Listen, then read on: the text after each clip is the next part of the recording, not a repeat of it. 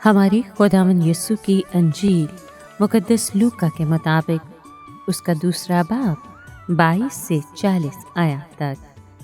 और जब मूसा की शरीयत के मुआफिक उनकी तहारत के दिन पूरे हो गए तो वो उसको यरूशलेम में लाए ताकि उसे खुदावंद के आगे हाजिर करें। जैसा कि खुदावंद की शरीयत में लिखा है कि हर एक पहलौठा बच्चा खुदावंद के लिए मखसूस ठहरेगा और ज़बीहा लाएं, यानी कुमरियों का एक जोड़ा या कबूतर के 2 बच्चे, जैसा खुदावंद की शरीयत में लिखा है। और देखो, यरूशलेम में शमौन नामी एक आदमी था। वो रास्तबाज और दीनदार और इसराइल की तसल्ली का मुंतज़िर था और रूहुल कुद्दुस उस पर था। उसको रूहुल कुद्दुस से आगाही हुई थी कि जब तक तू खुदावंद के ममसूख को ना देख ले, मौत को ना देखेगा।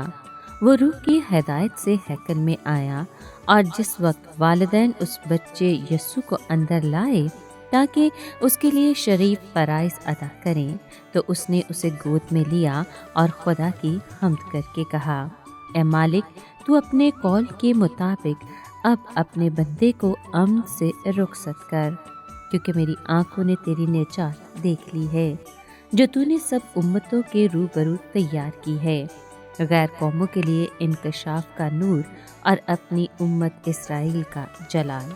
और उसका बाप और उसकी माँ इन बातों पर ताज्जुब करते थे जो उसके हक में कही जाती थीं। और शमौन ने उनके लिए बरकत चाही और उसकी माँ मरियम से कहा, देख, ये इसराइल में बतेरों के गिरने और उठने के लिए और ऐसा निशान होने के लिए मुकर्रर किया गया है जिसके खिलाफ कहा जाए, और तेरी अपनी जान के अंदर से तलवार गुजर जाएगी ताकि बहुत से दिलों के ख्याल खुल जाएं। और आशीर के कबीले में से हन्ना बिनते फनाइल एक नबिया थी। वो बहुत उम्र रसीदा थी और वो अपने कंवारपन के बाद 7 बरस तक शौहर के साथ रही। अब वो बेवा 84 वर्ष की थी और हैकल से जुदा ना होती थी, बल्कि रोज़ों और नमाजों के साथ रात दिन बंदगी करती रहती थी। और उसने भी उसी घड़ी पास आकर खुदावंद की हम्द की और उसकी बाबत उन सब से बातें की जो यरूशलेम की रिहाई के मुंतज़िर थे। और जब वो खुदावंद की शरीयत के मुताबिक सब कुछ कर चुके तो जलील में अपने शहर नासरत को लौट गए। और वो बच्चा बढ़ता और मजबूत होता गया और हिकमत से मामूर था और खुदा का फजल उस पर था। पाक कलाम के पढ़े और सुने जाने पर खुदावंद की बरकत हो, खुदा का शुक्र हो। अजीज दोस्तों, शमौन यहूदियों के खुदा तरस बकिया में से था। वो मसीह मौत की आमद का मुंतज़िर था। उसको रूहुल कुद्दुस से आगाही हुई थी कि जब तक तू खुदावंद के मसीह को देख न ले, मौत को ना देखेगा। खुदावंद के राज को वही जानते हैं जो उससे डरते हैं।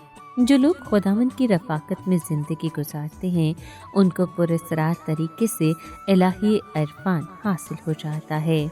ऐसा हुआ कि शमौन भी उसी वक्त हैकल में आया जिस वक्त यस्सु के माँ बाप उसे खुदा के हुजूर हाजिर कर रहे थे। शमौन को फ़ौक़ल फितरत तरीके से हदायत मिली थी कि यही बच्चा मसीह मौत है।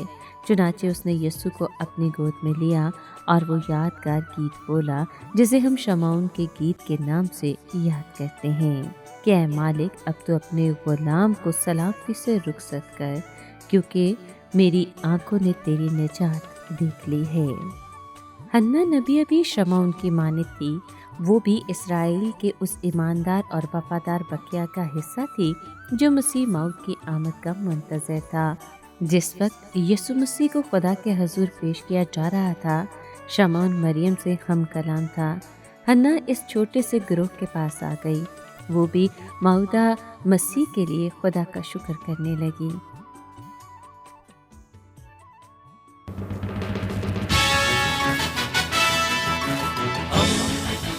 दोस्ती का पैगंबर, रेडियो वेरितास एशिया।